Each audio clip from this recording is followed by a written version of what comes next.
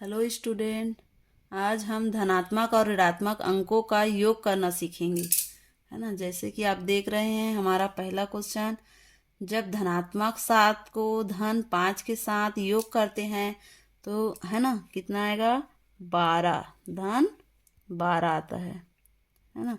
उसी प्रकार धन 7 में ऋण 5 को जोड़ने पर है ना ये क्या होगा, संख्याएं घट जाएगी क्योंकि चिन्ह क्या है, असमान है। एक धनात्मक है और एक ऋणात्मक, तो जुड़ने की बजाय क्या हो जाएगा, घट जाएगा।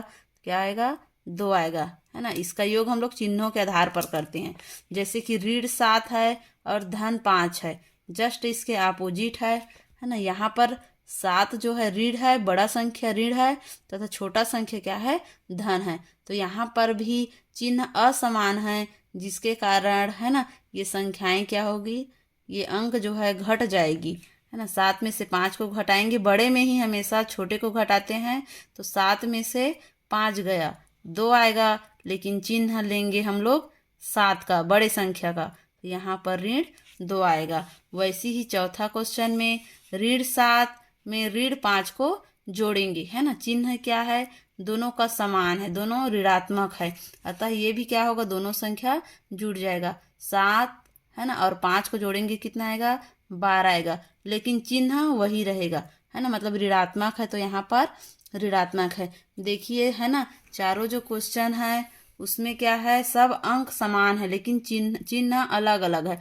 जिसके कारण सबका आंसर अलग अलग है। एक में +12 आया है, एक में +2 आया है, एक में -2 आया है और एक में -12 आया है। आइए इसको हम लोग समझते हैं।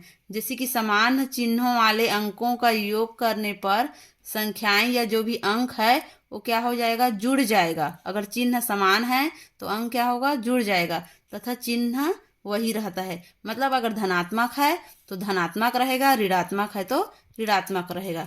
जैसे कि यहाँ पर देख सकते हैं धन, है ना, धन वाले अंक को फिर धनात्मक वाले अंक के साथ जोड़ोगे तो क्या होगा, धनात्मक होगा, और ऋण वाले अंक को ऋणात्मक के साथ जोड़ोगे तो ऋण आएगा। जैसे कि यहाँ पर आप देख सकते हैं धन 3 और धन 2 को जब जोड़ते हैं तो कितना आता है, 5 आता है। उसी प्रकार ऋण 3 और ऋण 2 वाले अंक को जब जोड़ेंगे तो ऋण 5 आता है। चिन्हों के कारण हो रहा है, दोनों ऋणात्मक था तो इसका योग ऋणात्मक आएगा, दोनों धनात्मक था इसलिए उसका योग जो है धनात्मक आएगा, है ना।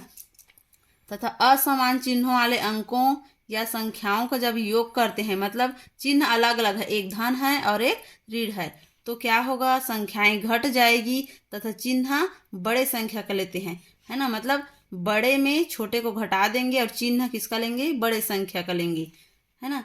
इसमें मैं लिख दी हूँ, है ना, धनात्मक संख्या को ऋणात्मक संख्या के साथ जब योग करते हैं या ऋणात्मक को धनात्मक के साथ योग करते हैं तो बड़े में छोटे को घटाएंगे तथा चिन्ह बड़े संख्या का लेते हैं। जैसे कि धन 3 और ऋण 2 का जब योग करते हैं तो इसमें 3 बड़ा है और ऋण 2 छोटा है ना। तो यहाँ पर ये दोनों संख्या क्या होगी, जुड़ेगी नहीं बल्कि क्या हो जाएगी, घट जाएगी। 3 में से 2 को घटाएंगे तो 1 आएगा, है ना।